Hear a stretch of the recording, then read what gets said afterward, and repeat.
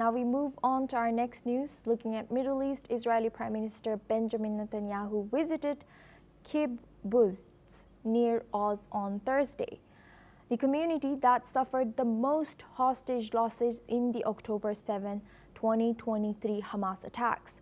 Walking through ruins with his wife, Sarah Netanyahu, they met survivors and released hostages.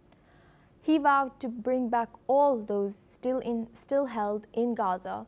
Of the 251 kidnapped last year, 49 remain captive, 9 of them from Nir Oz. The Prime Minister called it a deep obligation to return them. Here's what the Israeli president had to say. רעייתי שרה בקיבוץ ניר עוז מול מראות ההרס והחורבן והטבח עם חברי הקיבוץ, אלה ששרדו וגם אלה שחזרו מהשבי. אני מרגיש מחויבות עמוקה, קודם כל להבטיח חזרתם של כל חטופינו, כולם. עדיין יש 20 חיים ויש עוד חללים ואנחנו נחזיר. Outside the kibbutz, protesters demanded immediate action. Many urged Netanyahu and President Trump to seal the deal to free the hostages. Some said the Israeli public is divided on the war and criticized ongoing policies. The message from demonstrators was clear: bring them home now. Here's what a protester had to say. With the people of Nir Oz, and to tell them that they're not alone. We're waiting for the 50 brothers and sisters who are still in Gaza to come back home, and we want them home now.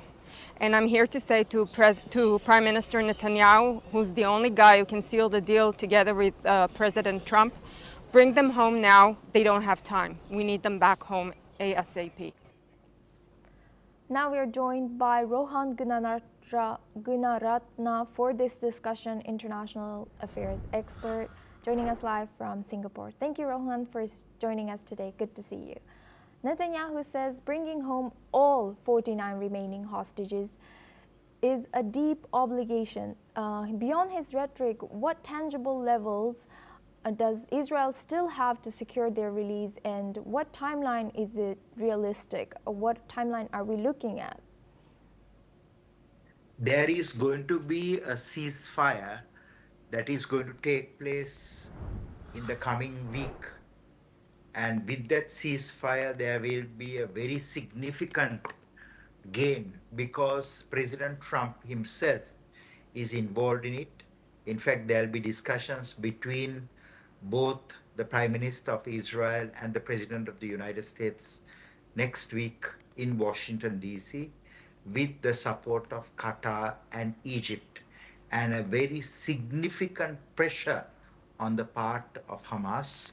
In return, there will be release of some Palestinian prisoners, some relocation of Israeli troops in Gaza, and also discussion on what is going to happen in Gaza. That is, whether there is going to be a post-Hamas governance model, especially where Hamas will release all the hostages, disarm, and also will move out of Gaza. So I believe that it's a very significant move initiated by the President of the United States. And we are all hopeful that will happen, because in this day and age, no one should be taking hostages, no one should be mounting terrorist attacks. The devastating war in Gaza was caused by the October 7th, 2023 attack by Hamas.